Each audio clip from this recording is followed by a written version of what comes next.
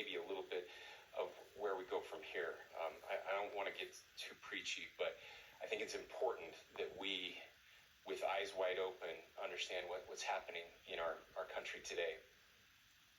I've heard people say, well, why are we so invested in this? There's violence happening all across our country, and violence is tragic everywhere, and every life taken is a child of God who deserves our love and respect and dignity.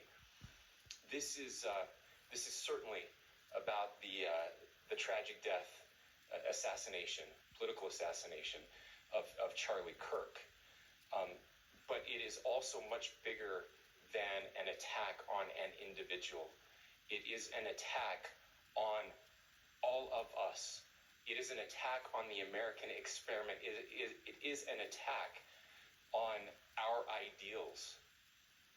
This cuts to the very foundation of who we are, of who we have been, and who we could be in better times. Political violence is different than any other type of violence for lots of different reasons. One, because in the very act that Charlie championed of expression, that freedom of expression that is enshrined in our founding documents, in having his life taken in that very act, makes it more difficult for people to feel like they can share their ideas, that they can speak freely. We will never be able to solve all the other problems, including the violence problems that people are worried about, if we can't have a clash of ideas safely and securely. Even, especially those ideas with which you disagree. That's why this matters so much. Over the last 48 hours, I have been as angry as I have ever been. As sad as I have ever been. And it was, as anger pushed me to the brink, it was actually Charlie's words that pulled me back. I'd like to share some of those. And specifically right now, if I could, I need to talk to the young people in our state, in my state, and all across the country. As President Trump reminded me, he said, you know who really loved Charlie? The youths. He's right. Young people loved Charlie, and young people hated Charlie. And Charlie went into those places anyway. And these are the words that have helped me. Charlie said, when people stop talking, that's when you get violence. He said, the weak can never forgive. Forgiveness is the attribute of the strong. The only way out of the labyrinth of suffering is to forgive. Welcome without judgment, love without condition, forgive without limit. He said, always forgive your enemies. Nothing annoys them so much. A few months ago, I referenced this last night, Charlie posted to social media, when things are moving very fast and people are losing their minds, it's important to stay grounded. Turn off your phone, read scripture, spend time with friends, and remember, internet fury is not real life. It's going to be okay. He again said, when you stop having a human connection with someone you disagree with, it becomes a lot easier to commit violence. He said, what we as a culture have to get back to is being able to have a reasonable agreement, where violence is not an option. Now, again, to my young friends out there, you are inheriting a country where politics feels like rage. It feels like rage is the only option. But through those words, we have a reminder that we can choose a different path. Your generation has an opportunity to build a culture that is very different than what we are suffering through right now.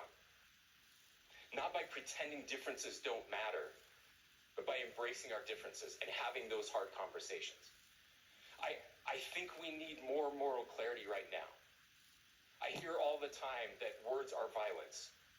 Words are not violence. Violence is violence. And there is one person responsible for what happened here. And that person is now in custody and will be charged soon and will be held accountable. And yet, all of us have an opportunity right now to do something different. I want to thank my fellow Utahns. This bad stuff happens. For 33 hours, I was praying that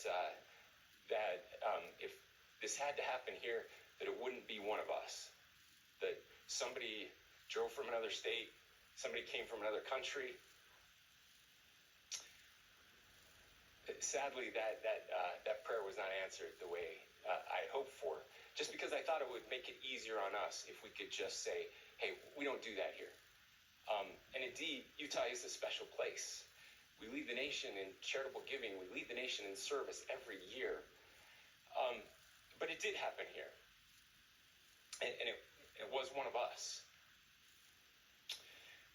But I want you to look at how Utahns reacted the last 2 nights. There was no rioting. There was no looting. There were no cars set on fire. There was no violence. There were vigils and prayers and people coming together to share the humanity. And that, ladies and gentlemen, I believe is the answer to this. We can return violence with violence. We can return hate with hate. And that's the problem with political violence, is it metastasizes. Because we can always point the finger at the other side. And at some point, we have to find an off-ramp, or it's going to get much, much worse. But see, these are choices that we can make. History will dictate if this is a turning point for our country. But every single one of us gets to choose right now if this is a turning point for us. We get to make decisions. We have our agency. And I desperately call on every American, Republican, Democrat, liberal, progressive, conservative, MAGA, all of us to please, please, please follow what Charlie taught me. I'll just conclude with words I share often from a friend and author, Yuval Levin, who was asked if he was optimistic about our country, and he said, "I'm not optimistic." He said, "I hate optimism." God, that sounds bad. But he said, optimism is a vice. It's this idea that good things are just going to happen. He said, in the history of the world, good things have never just happened. He says, I'm not optimistic, but I am hopeful. And hope is the virtue that sits between the vices of optimism and pessimism. Hope is the idea that good things are going to happen because we can make them so. I still believe in our country. And I know Charlie Kirk believed in our country. I still believe that there is more good among us than evil. And I still believe that we can change the course of history. I'm hopeful because Americans can make it so. Ladies and gentlemen, we're happy to answer any questions you might have.